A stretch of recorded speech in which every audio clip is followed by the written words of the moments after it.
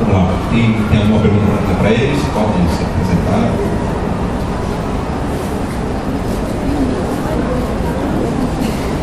Para mim, por quê? Acho que é mais. Se quiser, eu pergunto para você.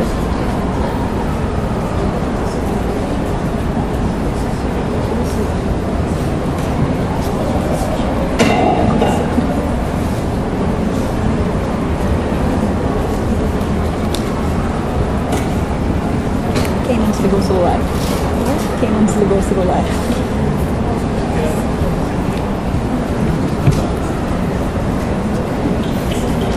Boa tarde, eu sou a Jostein, professora de filosofia já há 12 anos e eu projeto esse Gaarder. Eu percebo no decorrer da minha vida acadêmica e depois também enquanto professora de filosofia para adolescentes, uma faixa de idade de 15 a 17 anos, eu percebo que tem um preconceito muito grande em relação à filosofia. Então, nos momentos em que eu chego à sala de aula e se eu parar somente para explicar as matérias, não tiver nada muito chamativo para os alunos adolescentes, eu percebo que eles não recebem assim de uma maneira muito... eles não gostam tanto. Eu queria saber se ele acredita que há um preconceito em relação à filosofia, no seu contexto, logicamente, e por que esse preconceito? Se essa resposta por sim, logicamente. E o que você acha que é, se a resposta por sim, o que é preciso para que as pessoas tirem da mente essa ideia de que a filosofia é uma coisa para louco ou para só alguém que vai ser uma religião ou algo parecido? Sendo que a filosofia não é algo para louco. I would say that besides what was the last sentence? No. I would say that besides believing in the story, I believe firmly in asking questions, you know? So I think that the most important part of philosophy are the questions and not the answers. When I was teaching philosophy myself, then it was for 19, 20 years old students, for the first 2 lessons, I said we are now going only to ask questions. What do you wonder about? You know? And then I think that it was bringing motivation to try to search for some answers. You know? Also, a lot of people say, why do you ask all these questions if we don't have an answer to them? Well, people say it's like discussing the backside of the moon. But you can't say that anymore. Today you can go to any bookstore and buy detailed maps of the backside of the moon because man has been there.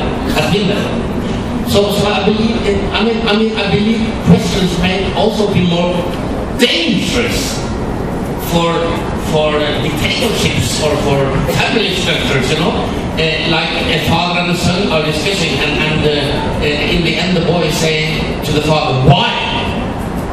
And the father is saying, because I'm telling you. That's a very, very bad answer. Or I mean, imagine talking about children and adults. Imagine A.C. Anderson's story. He's telling me about the naked emperor, you know. It is a child who is saying, why is the emperor naked? You know? So I think questions are important. Like I met a woman with a 6-year-old girl, American woman. She watched a television speech by George Bush Jr. And he ended by saying, God bless America. And then the young girl asked her mother, why does the president say, God bless America? Why doesn't he say, God bless the world? It's a good question. So the questions I believe in, and I think that we do ask these questions from the early speak. That's why children, they are philosophers. They just have to be estimated to go on asking questions, you know. But the adults don't always like the children saying, why does the elephant have such a long nose? Why do the stars twinkle? Please, Paul, be quiet and go to sleep. If not, mother Mammy will get bossy or angry with you. But the questions, they're born curious. The only thing we need to be good philosophers is to keep alive our curiosity. Sorry, not too long.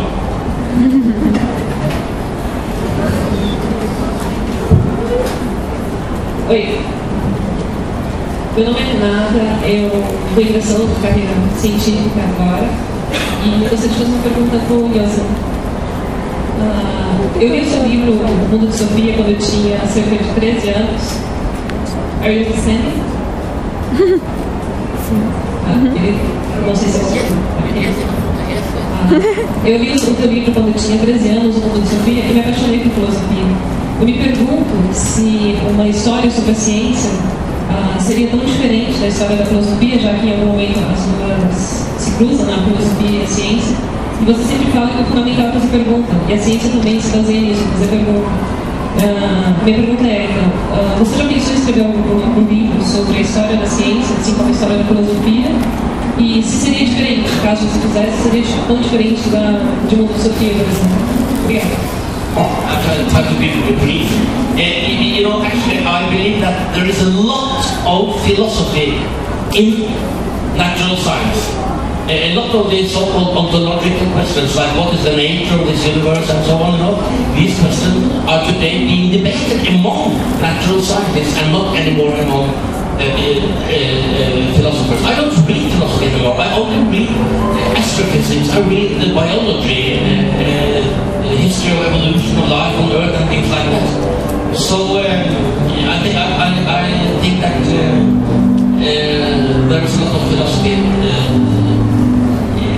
The latest thing I wrote was actually an essay called "Is Consciousness a Cosmic Coincidence?" Now, this natural scientific question, I'm answering in a scientific way. This is also absolutely one content in my latest novel here called Castelo dos Pirineus. The Castle in the Pyrenees. I don't know the O Castelo dos Pirineus. There's a lot of natural science because I consider it to be philosophy.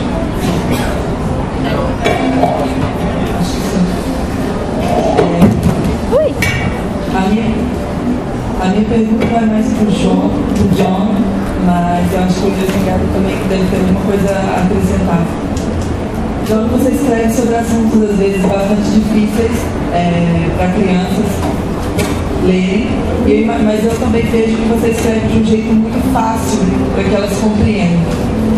Não só o Menino do Pijama Listrado, como o Garoto no Conversa, que também fala de uma criança que tem várias questões, um background super difícil na vida, e você consegue tratar isso de uma forma bastante interessante, que eu acho que não agride, que eu acho que o Gaarder está falando que às vezes um livro para adultos pode talvez abrir a criança, gerar certos questionamentos que não sei, não está na hora dela questionar. Eu queria saber como você concilia essas duas coisas. O Gaarder também fez, ou através do espelho, que falou sobre câncer, que trata disso de uma forma também bastante romantizada e com um véu de beleza. E eu queria saber como você trata esses assuntos tão difíceis de forma que seja palatável a todos. I think it comes down to the layers that you put into a novel.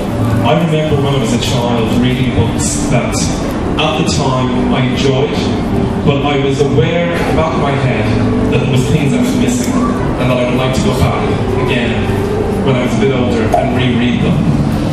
When I wrote my novel about the bounty, Leaping on the Bounty, I knew that it was going to be one of these books that I was talking about before were accessible to all ages, but I wanted to have I wanted the narrator to have a serious background that wasn't explicitly placed onto the page, but that was there for the reader who wanted to dig a little deeper. Now it's a difficult thing to do because you have to decide where to draw the line in terms of how much you give away and how much you don't. There are things in the Boyne Pyjamas which I like this as well, because there's a relationship in that novel between Bruno's mother and the young Lieutenant Poplar, which a lot of people miss because it's only there in a few lines, but you have to be open to it, you have to see it and look for it. and be ready for it when it appears.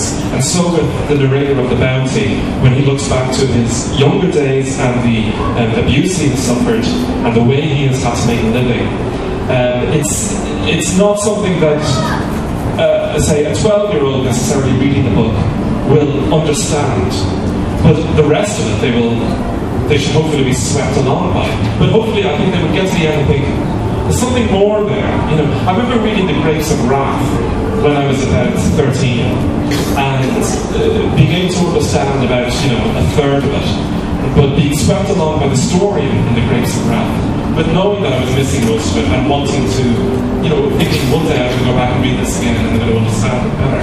And I don't really know how you do it. You do it with experience. You do it when you're a writer who is writing every day and thinking about writing and reading other people's work and observing other people's ability to do these things. And you just get better and better at it. Well, just what, since you mentioned my book through last startly, autores sullo specchio.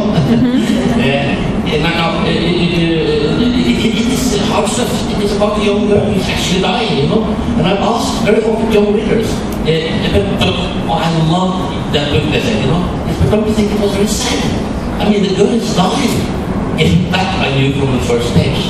Very often children have said, you know. But I think it was also how she was communicating with the angel and all the things they did together. It's a book about life. For me it was. Absolutely, it's a book about being human. And I think that is how it's read also by children. And I think that also again, apropos your book about the boy with the striped pyjamas, I think that children, they experience many sad things. They can tolerate to deal with it.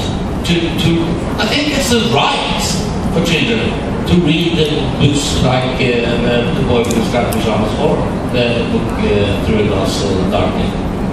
Because they have thought about all this.